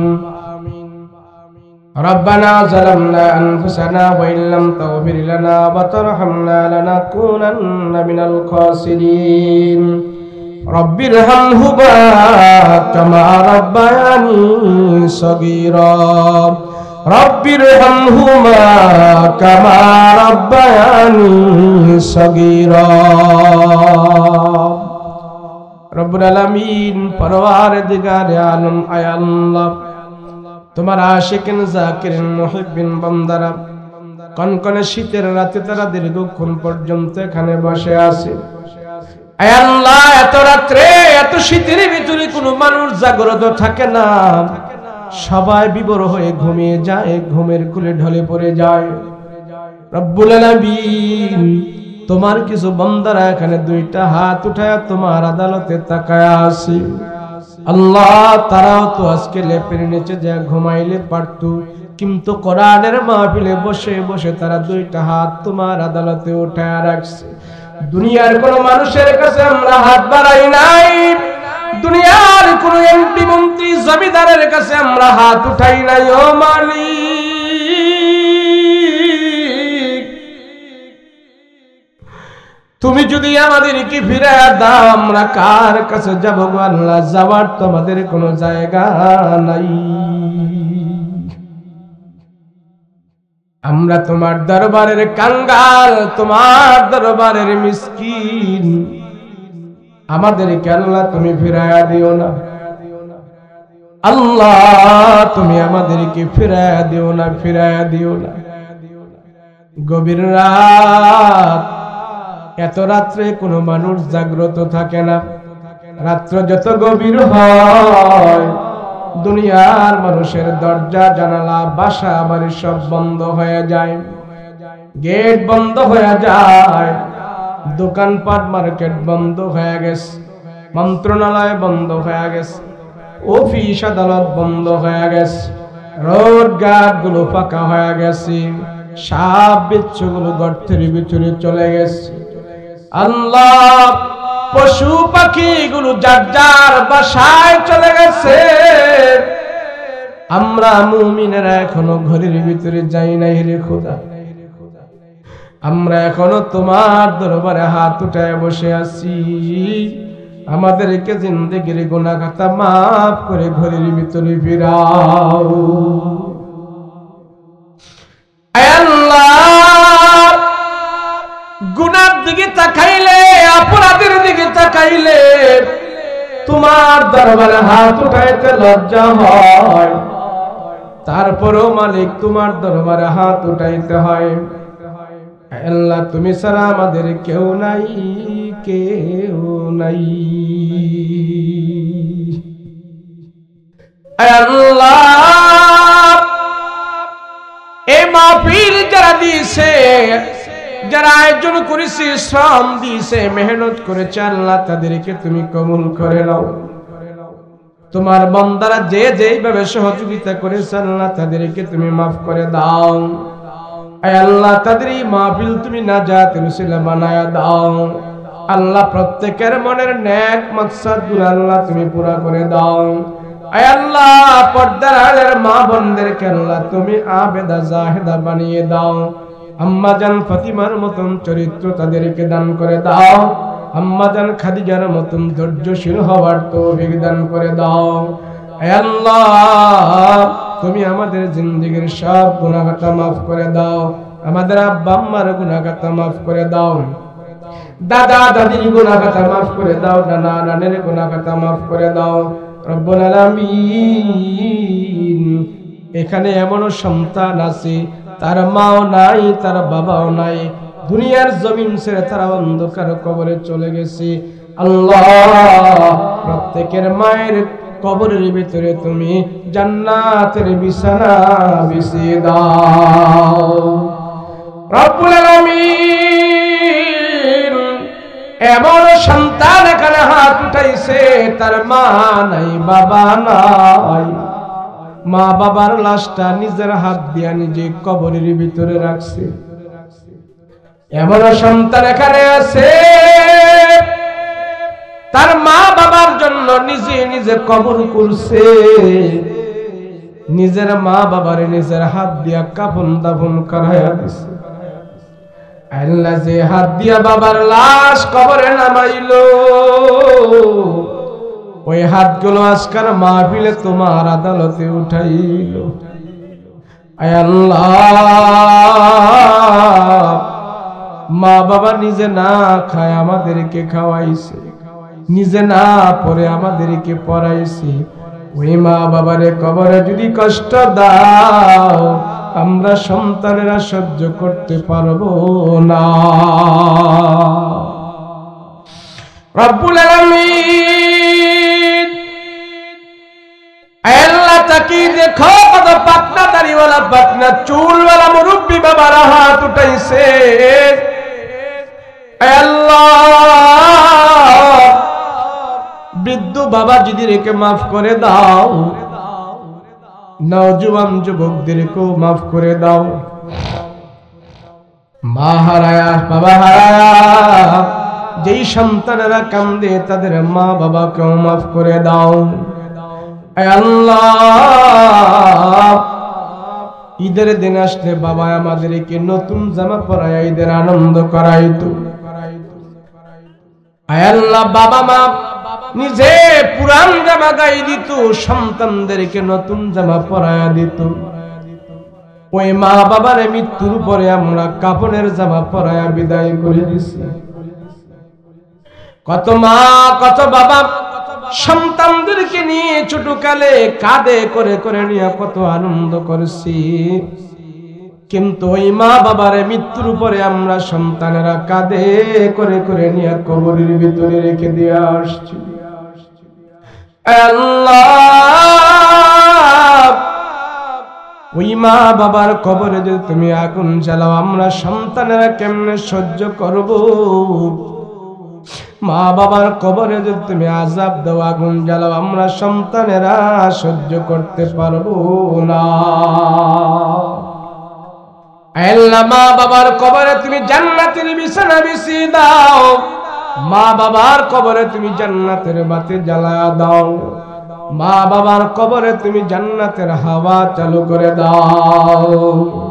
রব্বুল আলামিন, तमाम দুনিয়াতে যত মুসলমানেরা যে যেখানে তোমার দরবারে হাত উঠাইছে, আল্লাহ প্রত্যেকের মনের নেক মাকসাদ পুরা করে দাও। রব্বুল আলামিন, আমাদেরকে মক্কা মদিনায় যাওয়ার তৌফিক দান করে দাও। মৃত্যুর আগে একবার হলো মক্কা মদিনায় যাওয়ার তৌফিক দান করে দাও। আল্লাহ, আমরা মৃত্যুবরণ করব, তবে আমাদেরকে ঈমানি মরণ দান করিও। বেঈমানি মরণ দিও না, মুনাফিকি মরণ দিও না, জাহান্নামী মরণ দিও না। আয় আল্লাহ, জান্নাতি মরণ আমাদেরকে দিও, শুক্রবারে আমাদের মরণ দিও, রমজান মাসে আমাদের মরণ দিও, কোরআন তেলাওয়াত অবস্থায় মরণ দিও, নামাজের সাজদা অবস্থায় মরণ দিও, রুকু অবস্থায় মরণ দিও, জাহান্নামী মরণ দিও না, আমাদেরকে ঈমানি মরণ দান করিও। আল্লাহ জানি না কার জীবনের শেষ মাহফিল আজকে হয়ে যায়। কত বক্তা মাহফিল করে তারা বাড়ি পর্যন্ত পৌঁছতে পারে না, রাস্তায় অ্যাক্সিডেন্ট করে মারা যায়। কত শ্রোতা মাহফিল শুনে তারা বাড়ি পর্যন্ত পৌঁছতে পারে না, রাস্তায় তারা মারা যায়। আয় আল্লাহ, জানি না কার জীবনের শেষ মাহফিল, এই মাহফিলকে আল্লাহ তুমি কবুল মঞ্জুর করে নাও, আমাদের জিন্দেগীর সব গুনাহ খাতা মাফ করে দাও। সাল্লাল্লাহু তাআলা আলাইহি ওয়া আলা আলিহি ওয়া সাহবিহি আজমাইন। সুবহান রাব্বিকা রাব্বিল ইজ্জাতি আম্মা ইয়াসিফুন ওয়া সালামুন আলাল মুরসালিন ওয়ালহামদুলিল্লাহি রাব্বিল আলামিন। বিহাক্কি লা ইলাহা ইল্লাল্লাহু মুহাম্মাদুর রাসূলুল্লাহ সাল্লাল্লাহু